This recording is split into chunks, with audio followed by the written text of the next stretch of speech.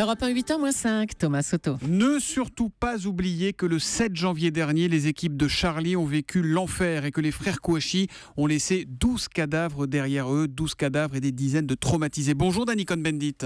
Bonjour Thomas. Aujourd'hui, on sent bien que ce journal Charlie Hebdo a du mal à s'en relever, difficulté illustrée par le départ annoncé d'une de ses dernières têtes d'affiche, Luz qui n'en peut plus. Oui Thomas, je crois que tout le monde doit se poser la question.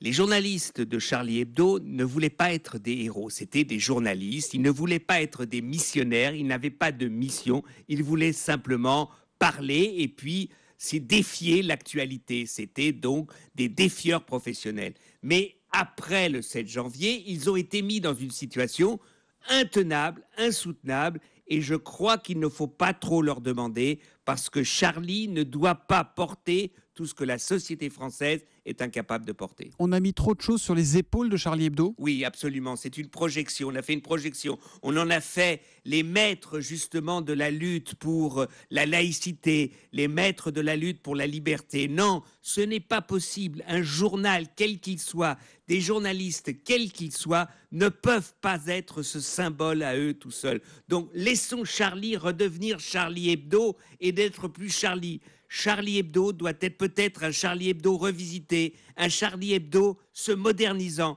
un Charlie Hebdo qui essaye aussi, et on le comprend, de tourner la page. Oui, parce qu'en même temps, les Français se sont mobilisés pour eux, leur ont beaucoup donné, d'affection, d'argent aussi.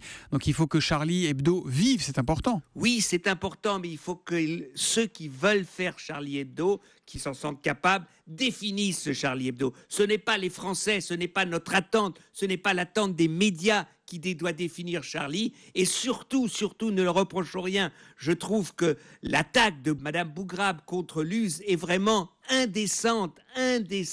Oui, si Luz n'a plus envie de dessiner Mahomet, il a le droit, si ça l'ennuie, si le quotidien l'ennuie, il a le droit, c'est ça la vie. Il faut que d'autres journalistes, s'ils le veulent, reprennent en main Charlie. Vous lui dites quoi à Luz, ce dessinateur, cet homme qui dit en somme, ben voilà, j'en peux plus. Vous lui dites quoi, vous, Danny ? Je lui dis, je vous comprends, je te comprends et je te souhaite bon courage, je te souhaite de sortir de ce drame, je te souhaite de retrouver une joie de vivre. Il l'a fait avec son nouvel album et j'espère qu'il retrouvera quelque chose. Je comprends qu'ils ne veulent plus tourner en rond dans ce qu'était Charlie parce que pour lui, c'est quelque chose qui lui donne de l'insomnie et qui ne lui permet plus de vivre. L'humeur de Danny tous les matins à 8h-5 sur Europe 1. Danny, on vous retrouve demain matin ? À demain, Thomas. Ciao, ciao. À demain, Danny.